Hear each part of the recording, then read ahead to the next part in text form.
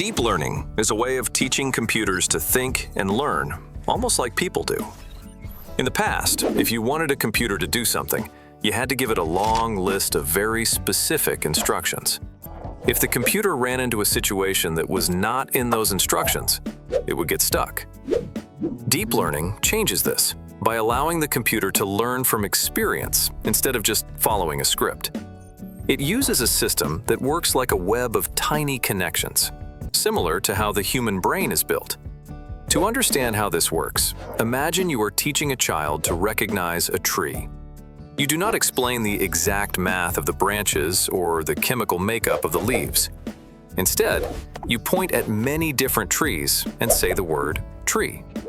Over time, the child's brain notices that trees usually have a brown trunk and green tops.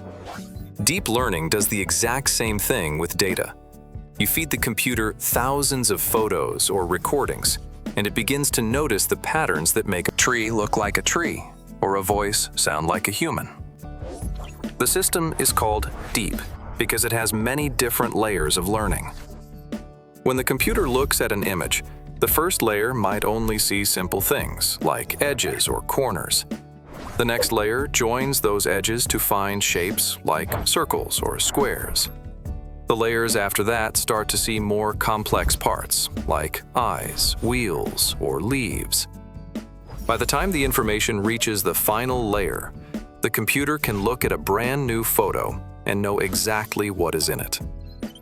This happens because the computer has built its own understanding of the world through those layers.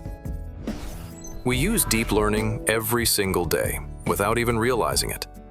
It is the technology that allows your phone to recognize your face when you want to unlock it. It is also what helps your email folder filter out junk messages, or helps your car stay in the correct lane on the highway.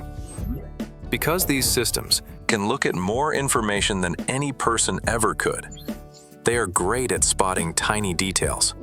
This makes them very helpful for doctors who need to find diseases early, or for banks that want to stop someone from stealing your money. As we give these computers more information, they continue to get better and more accurate. They do not get bored, and they never need to sleep. This means they can spend every second of the day getting smarter.